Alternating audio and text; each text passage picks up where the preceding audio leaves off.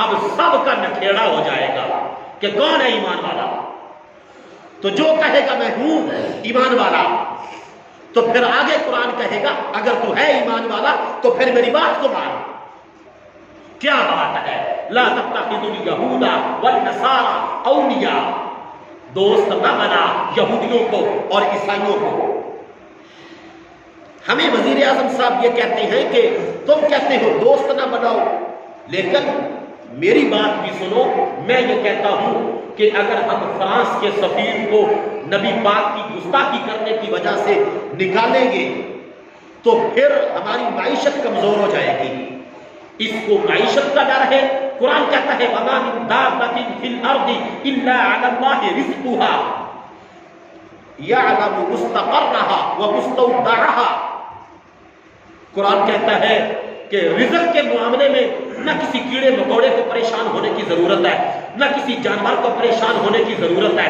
رزق کے معاملے میں نہ دریاؤں کی مچھلیوں کو پریشان ہونے کی ضرورت ہے. رزق کے معاملے میں لکڑی کے اندر جو چھوٹا سا کیڑا ہے اللہ تعالیٰ فرماتا ہے تمہیں بھی پریشان ہونے کی ضرورت نہیں ہے. اے انسان، جب میں جانوروں کو کہہ چکا ہوں کہ پریشان نہیں ہونا، جب میں کیڑے مکوڑے کو کہہ چکا ہوں پریشان نہیں ہونا، جب میں پانی کے جانوروں کو کہہ چکا ہوں پریشان نہیں ہونا، جب میں جنگل کے درندوں کو کہہ چکا ہوں کہ رزق کے روٹی کے معاملے میں پریشان نہیں ہونا. اے انسانوں، تم تو اشرف المخلوقات ہو، تم کیوں یہ کہتے ہو کہ فلاں ملک کے ساتھ تعلقات ختم ہو جائیں گے تو روٹی بند ہو جائے گی؟ کیا یہ عمران خان کا جملہ یہ قرآن کے خلاف ہے یا نہیں؟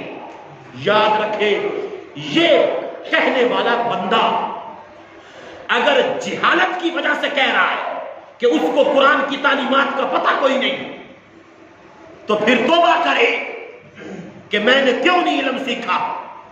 اور اگر جان بوجھ کے رہنمائی ہو جانے کے بعد کوئی یہ کہے کہ باتیں قرآن کی ساری ٹھیک ہے لیکن وہ بھی ٹھیک ہے، تو دونوں چیزیں اکٹھی ٹھیک نہیں ہوتی. یا تو وہ ٹھیک ہے جو عمران خان صاحب کہتے ہیں، یا وہ ٹھیک ہے جو اللہ کا قرآن کہتا ہے. قرآن کہتا ہے اے کیڑے مکوڑے تم نے ٹینشن نہیں لینی، میں روٹی دوں گا.